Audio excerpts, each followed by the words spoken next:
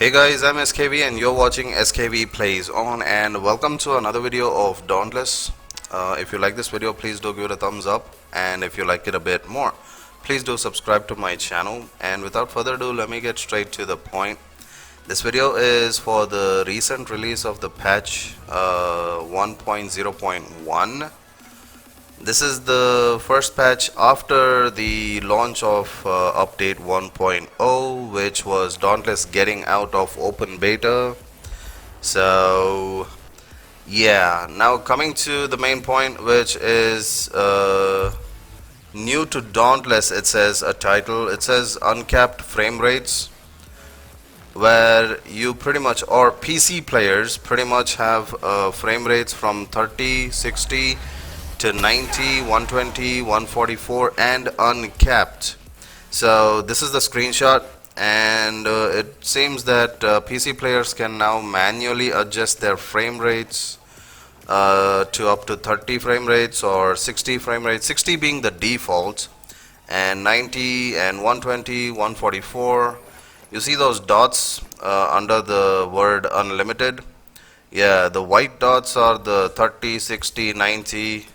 If you go left and right, you'll be setting it to that pretty much, obviously, duh. And the last one, which is kind of lit up in blue, that's the unlimited one, or uncapped frame rates. The next one we have is something about support a creator option in game.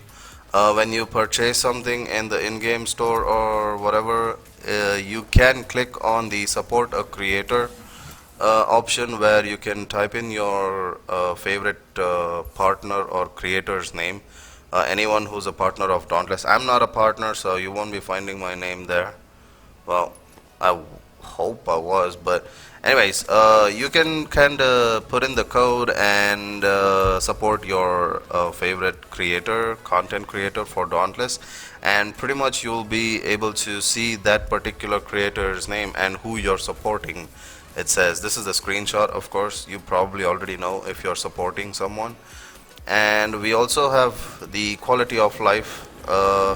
They say that the performance of the grenades AoE damage or AoE explosions has been improved, and also because of this it results in reduced resource demand and also smoother animation. Seems like I haven't tried out the AoE explosions in the gameplay that you're seeing in the background.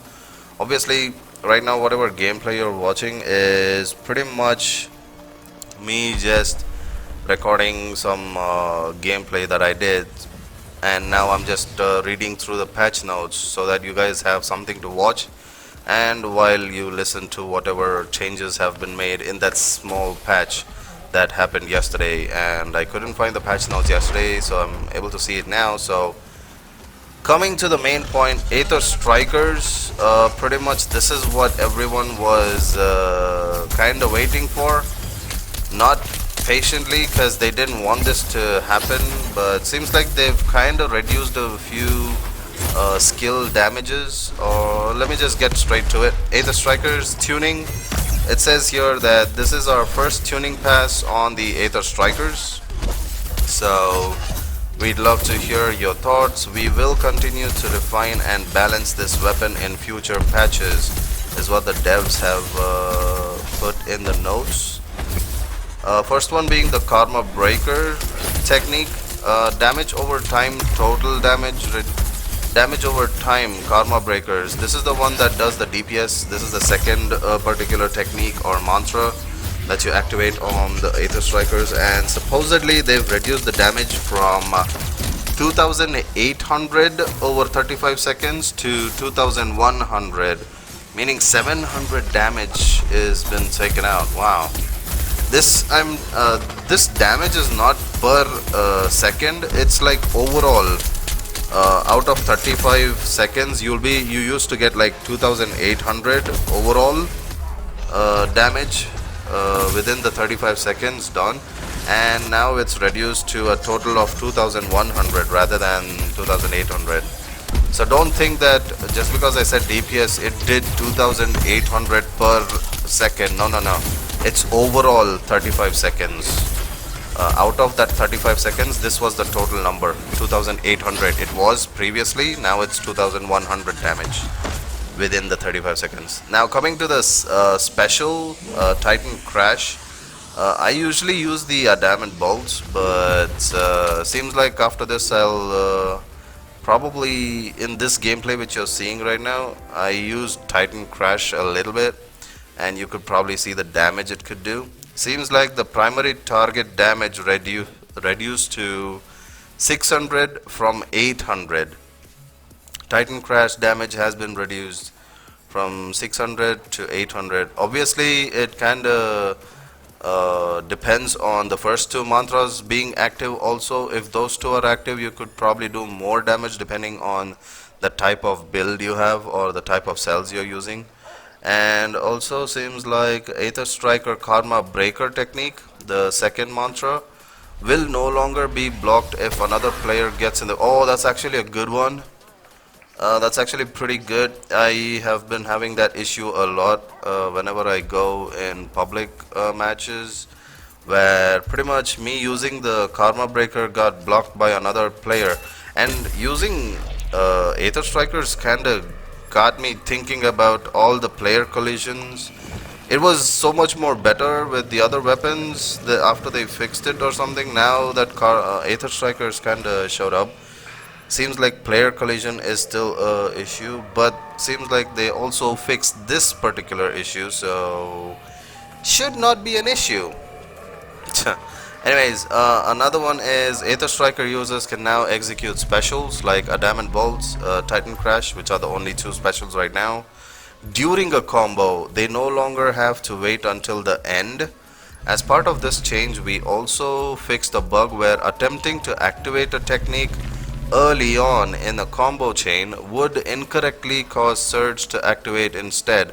Okay, Surge is the first particular default kind of ability which gets activated when you activate any mantra. It's that dash kind of damage which you do like 3 hits per dash or something. Yeah, but that one with the Aether Strikers, I think it's still there. I don't think it's fixed. But what it says in the patch notes is they fixed it for the Karma Breaker during the Karma Breaker combo, but it always happens for me during the first mantra. I forgot the name of the first mantra. Great. The one that kinda imbues your Aether Strikers with the elemental that it has, or any type of Aether energy that it has. Pretty much that one, when I try to hold down the special button and activate it, it kind of messes it up and activates the surge. It always kind of messes up my, I don't know, my playstyle when I'm trying to think of something and it does something else. But here in the patch notes it says it's for the second one mainly that they fixed it, which is the Karma Breaker. So anyone who had an issue with the Karma Breaker technique, where players kinda, whenever they try to activate it, it suddenly activated the surge, I think they fixed that problem. But for me, the surge thing still happened during this gameplay. You'll see it somewhere. But anyways, coming to the other one is Titan Crash, the special, can now be used on non-behemoth objects, which means Boreas minions, Stormclaw fences, probably even those spikes or quills that are kind of shot into the ground by Neizaga also. Probably that could get things done quickly, but then again, getting Titan Crash is not mainly for those objects to be broken, it's to do high damage on the behemoth, and I don't know how many people would be using it over and over for an object where you can just use light attacks to break it. But I guess this is a good deal. Might help with any objects that are close by when we are fighting behemoths maybe, and while we are doing the Titan Crash special on the behemoth, it might help in also taking out some fences or quills in the ground. Anyways, another bug fix that caused some striker parts to display as poor quality items has been fixed. Vanguard Punishers and Skarn Smashers now have the correct perk Knockout King. Yup, Vanguard and Skarn Strikers They had weighted strikes as the perk. Now they've changed it back to Knockout King. It's pretty much the same thing, except Knockout King does like a percentage type of damage, and weighted strikes does per hit type of a damage. So weighted strike depends on how many hits you do, and that much amount of stagger damage would be done to the behemoth. But Knockout King would be like 30% if you have a +6. It would do 30% of the damage for staggering. But I guess they've replaced the incorrect perk and they put the correct one back, like every other weapon. So that's a good thing. I'll try testing that out.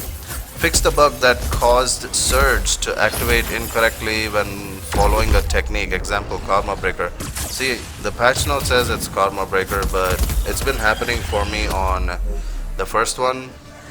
Something Storm, Focus Storm, or Storm Focus. I don't know, I keep forgetting. Another last Aether Striker fix. Seems like Aether Striker mods and their description should now show the correct translation in non-English language environments. Oh, this is a language translation kind of a fix for Aether Striker. Seems like some mods had wrong descriptions or something. They fixed that. Coming to repeaters of this patch notes, fixed a bug where repeaters could play the wrong elemental audio after swapping loadouts. Fixed a bug where making loadout changes in the airship lobby could prevent repeaters from being empowered. Oh, I didn't know these were bugs that were happening for repeaters. I'm not a repeater user that much, so I don't know about these bugs, and hopefully some of you repeater fans will find it really good that they fixed this. Fixed a bug that could cause repeater attacks and abilities to fail after climbing or rolling. What? These are really annoying bugs, seems like, because most of the basic things that you do on an island pretty much prevented you from doing some crazy stuff from your repeaters. Well, anyways, they fixed that. It seems you repeater users, please let me know if these things are fixed in the comments or something. That would really be helpful for me and for others if they're watching this video. And coming to the actual bug fixes of this notes and titled as bug fixes, seems like they fixed a bug where players could get stuck in place after dropping into a hunt. Yeah, I've seen that happen for myself also. It happened only once, but yeah, hopefully it's a good thing that they fixed it. Fixed a bug where mastery objectives could fail to complete, forcing players to repeat those objective requirements. Oh, that's actually bad. It wouldn't let you progress then. Tempestborn Stormclaw will no longer go invisible. Oh yeah, this one happened to me once where Tempestborn just disappeared, although the music for the battle was still going on. Usually we know whenever a behemoth kind of goes away from one spot and into the second phase, when it runs away or escapes from us, music of the battle stops, and once we enter into the fight again, the battle music kind of starts. But it happened so that Tempestborn kind of disappeared during one of my fights, and pretty much seems like they fixed that and it doesn't go invisible. I didn't know it went invisible. I just thought it just went somewhere. I don't know. It wasn't on the island. It wasn't invisible. If it was invisible, at least we would be able to fight it, get hit by it. It would have been another type of a challenge by itself, but fighting Stormclaw Tempestborn with the powers of Karabakh to actually be invisible, the true power of Karabakh, not even the exact Karabakh invisibility. But anyways, fixed an issue that prevented party text chat. Oh yeah, you can use party chat now. Seems like it's fixed in the city. In Ramsgate, people couldn't use party chat, so I think this should kind of help out a lot of groups to communicate better. Slayer's backs should no longer clip through the Seeker's tunic. Oh, this one is related to the transmog that you get for the costume that you get as a reward from Hunt Pass, it used to make the character's back or something kind of clip through the cloth material of the tunic or the transmog every time you did some particular animation, and it seems that it's not happening now. I once saw it by doing some of the animations during this gameplay. You'll probably see it when I'm using the Shaolin monk type of outfit for my character. Yeah, it doesn't make the back of the character kind of clip through the cloth. Instead, it kind of just makes sure that it doesn't. It's not completely fixed because on the side of the, rather than the back, on the left side of the character, it seemed like it was clipping through, but just a small dot or something. But I don't think that should be an issue, for me at least. Fixed a bug that could cause a Slayer has abandoned the hunt message to display after returning to Ramsgate. Oh, a Slayer has abandoned hunt kind of a message would display after returning to Ramsgate. I never saw that happen, for me at least, or I probably didn't keep an eye on the left side bottom corner for the message that much whenever I returned to Ramsgate. I pretty much concentrated on starting another hunt every time I returned. Restored some missing map textures to Sovereign's Thorn Island. Okay, I didn't. Oh yeah, the part where pretty much a chunk of the island was missing, and we could see right through the the floor of the island, and it looked like as if there was a thin sheet on which the behemoths were standing. Yeah, I think I remember that one. It's the part where when people use the Aether vents to jump on the right side of the island, the Sovereign's Thorn Island. On the right side, when people use the Aether vents to get to the top of the island pretty quickly. Yeah, if people remember, or if players remember, there was a gap in the island side. I think that's the one that they filled. I haven't seen it yet, but I'll check it out. Fixed a few discrepancies between bounty card description and their actual completion requirements. Oh yeah, there was this one particular bounty card which had an issue where it said I had to complete 3 interrupts or something.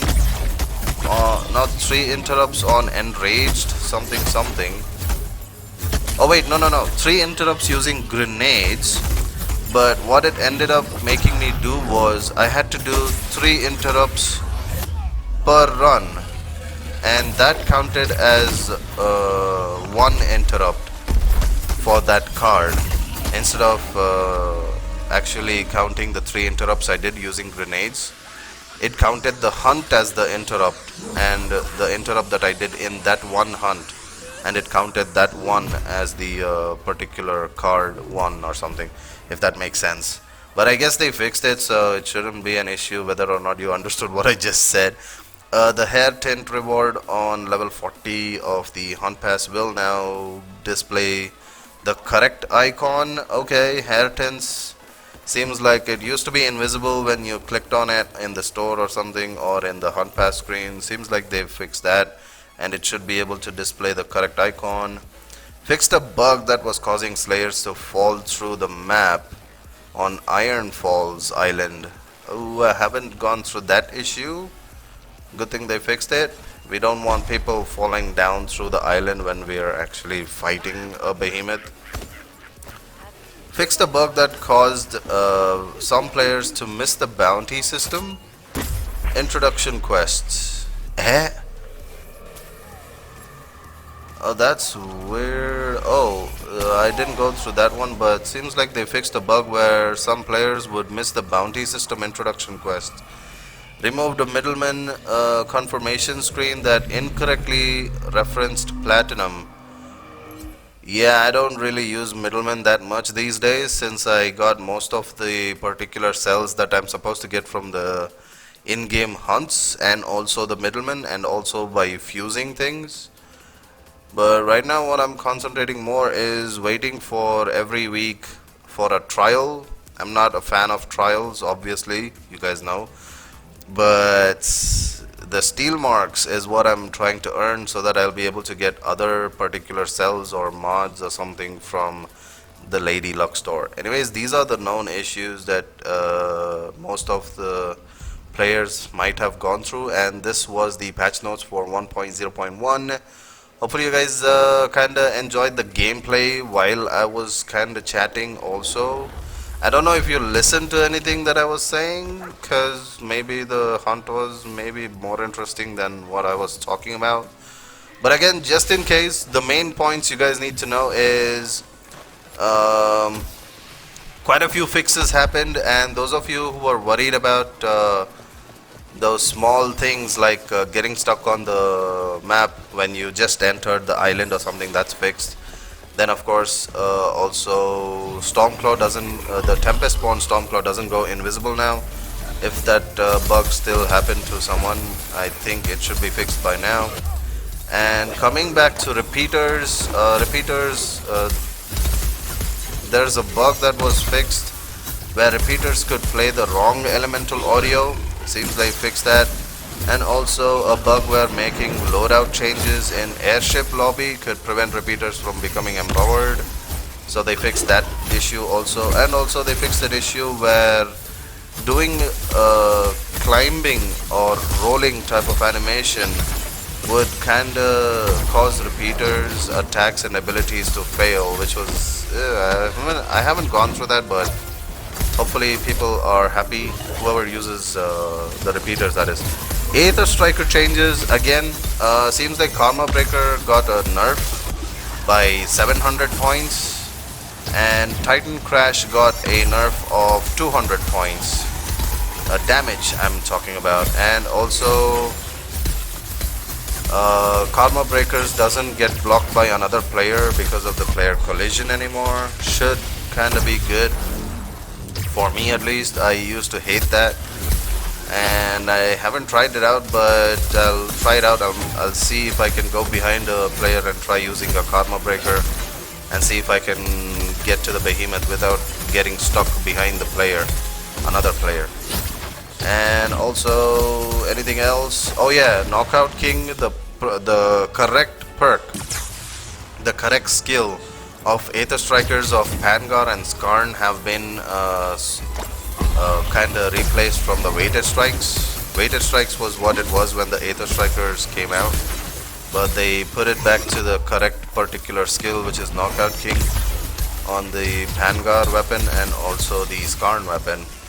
Also again, coming back to the Know Your Supporter fix, where by clicking the Support a Creator button now in-game store, it will show the correct creator's name, or it'll show you which creator you're supporting.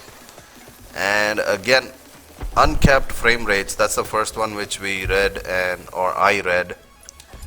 Seems like video options in the settings now has frame rates that you can set from 30 to 60 to 90 to 120 to 144, or go unlimited or uncapped. And you probably already saw the screenshot at the beginning. Anyways, that's about it, and I think I'll stop it right here. And hopefully you guys enjoyed the gameplay also while you were listening to my boring lecture. And I'll see you guys next time. So until then, you guys have a really good day, and always keep smiling.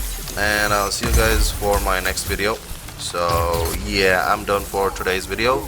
And for the yapping and talking and blabbering a lot about the release 1.0.1, this is probably the first update patch, small update fixes and update after the Dauntless game came out of the open beta stage and got launched.